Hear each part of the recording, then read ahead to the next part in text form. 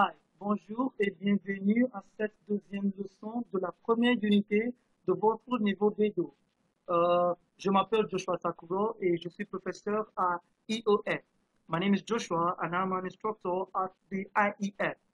All right, the objective of today's class will be rédiger une lettre commerciale, or when we say lettre commerciale, we also mean une lettre administrative, a business letter basically, or a formal letter.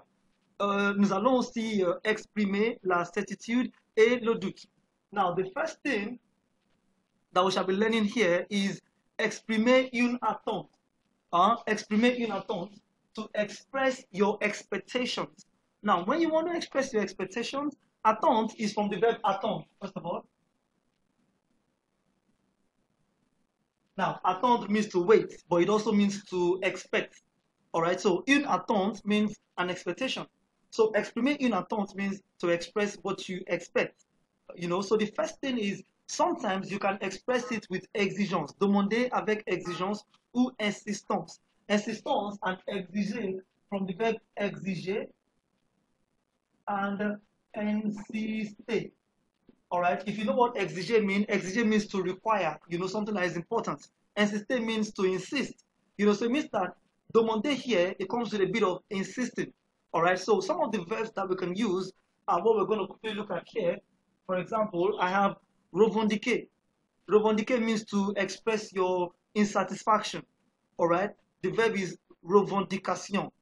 We also have réclamer, which the noun is réclamation. Then the verb préoccuper, préoccupation. Exprimer des doléances.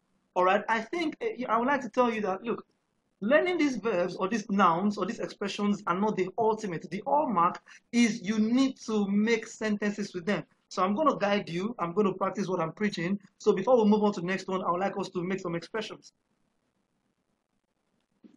One.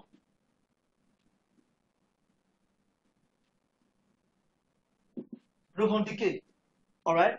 And you can formulate sentences like je voudrais.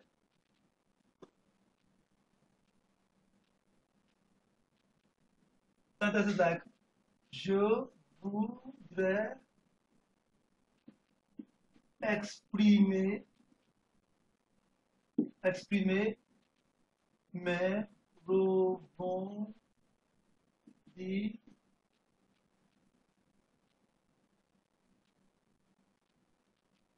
Je voudrais exprimer mes revendications. All right. I would like to express my revendication. Revendication, like again, is like grievances. There's also the verb réclamer. There's also the verb réclamer, which gives us the noun réclamation. All right.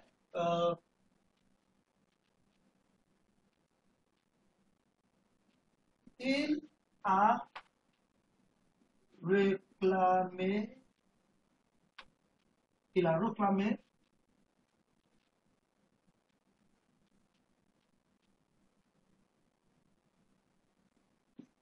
Il a réclamé les mauvaises situations. Il a réclamé les mauvaises situations.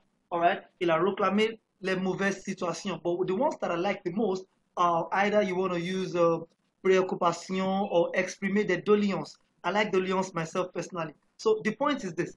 I need you to take these verbs, these expressions, these nouns, and make sentences with it. All right, so formulate sentences, and I think that's the only way that it can really stick.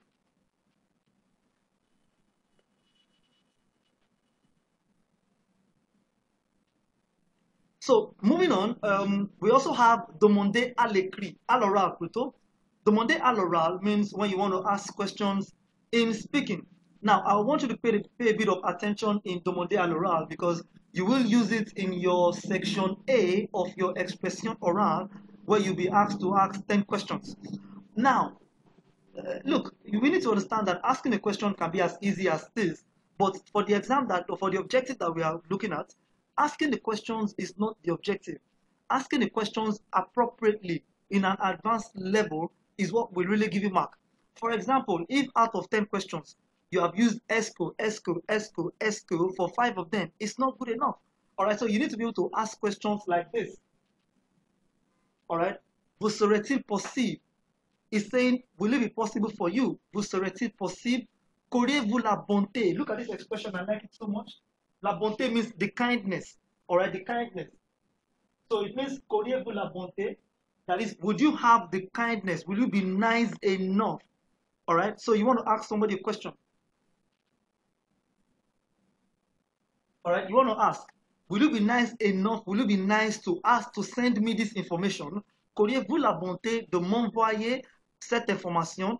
Or pourrais-je vous demander, all right, pourrais-je vous demander, excuse me, there's supposed to be an R here.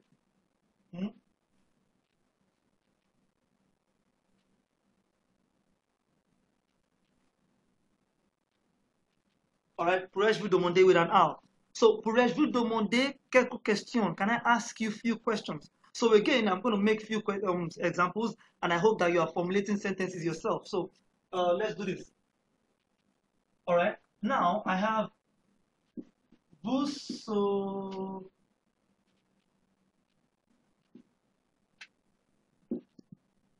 serait-il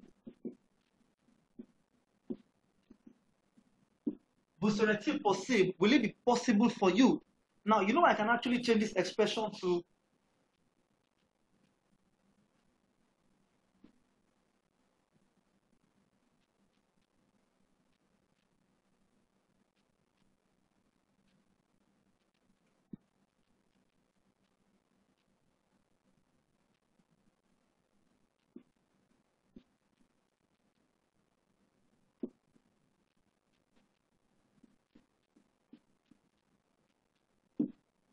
vous serait-il possible? Now, instead of saying vous serait-il possible de m'envoyer, the m'envoyer, which is me, I have put the me in front. Vous serait-il possible d'envoyer l'adresse? Vous serait-il possible d'envoyer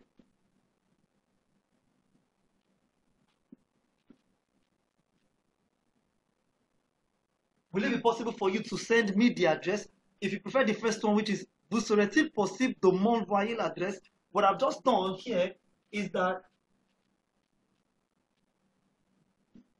I have brought the mot in front. Instead of saying vous serait-il possible de m'envoyer, I have changed it to vous serait-il possible d'envoyer l'adresse.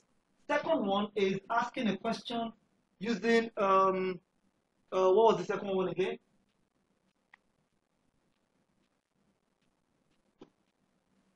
Just a minute, I want to find out what the second question format was.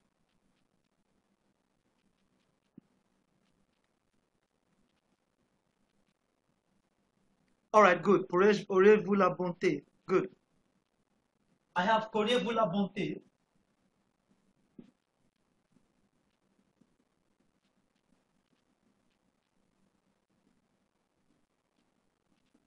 Qu'aurez-vous la bonté? Like I said, la bonté means the kindness. Now, why?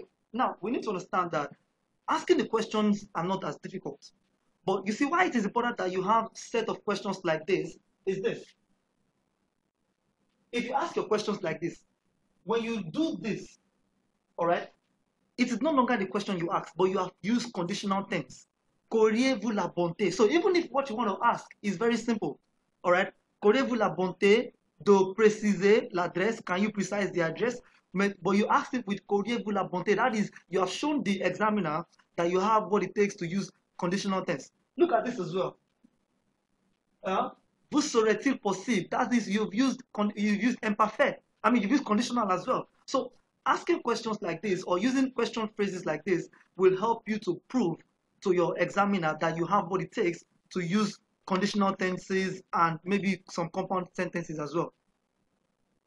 Moving on, let's talk about demander à l'écrit, when you want to ask in writing. And I think this is very important because, of course, you'll be needing it in your section B of your writing. All right, you want to ask somebody something in writing. Instead of you saying est-ce que, you can use expressions like this. Pourriez-vous me faire la faveur de, could you do me the favor of, then you state what you want to ask. But the one that is very interesting for me is,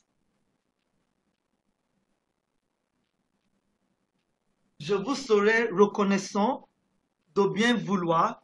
I will be grateful to you to want to send me an information. Let me make an example for you. All right. Je vous serai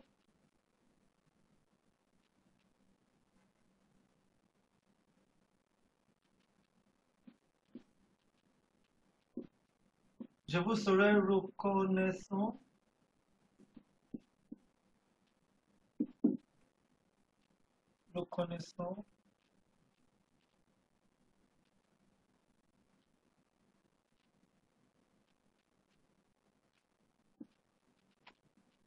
de bien vouloir me répondre. All right. Je vous serai reconnaissant de bien vouloir me répondre. All right. This is just an example from my head. Sometimes you can use this at the end of your letter, telling the reader that please, I would like that you print my letter, or I like that you respond to my letter.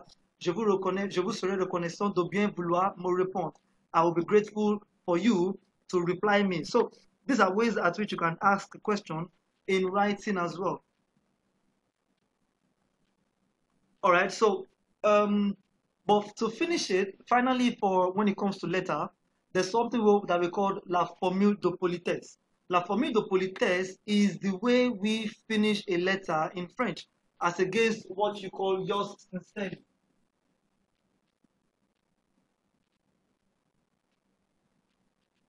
All right, in English, you don't simply say yours sincerely, but in French, we have ways to finish up a letter, and I think it is important that you get used to them, even though for you it might look a bit long. For example, look at this. Dans l'attente de vous lire. I told you that the verb attente means to expect or to wait. So dans l'attente de vous lire means while I wait to hear from you or to read from you. If you don't want to use that, you can also use this. You can also use this. En attendant votre réponse. All right? En attendant votre réponse means while I wait for your letter, je vous prie d'agréer, monsieur, madame, l'expression de mes salutations respectueuses. Now, I want you to notice that if you use monsieur or madame, if you use monsieur or madame here, it must have been what you used to start the letter. All right, when you started the letter by saying monsieur or madame. So whoever you are addressing the letter to is whom you will be writing here, for example. So if you have written monsieur le directeur, here as well, you must use monsieur le directeur. So there are two ways. I'm giving you two ways here. Je vous prie d'agréer, monsieur, l'expression de mes salutations respectueuses, or je vous prie, or veuillez recevoir, messieurs, mes sentiments les plus dévoués. Of course, in the material that we have sent to you, there are so many other ways. I need you to pick one or two, get used to them, and practice them over and over again.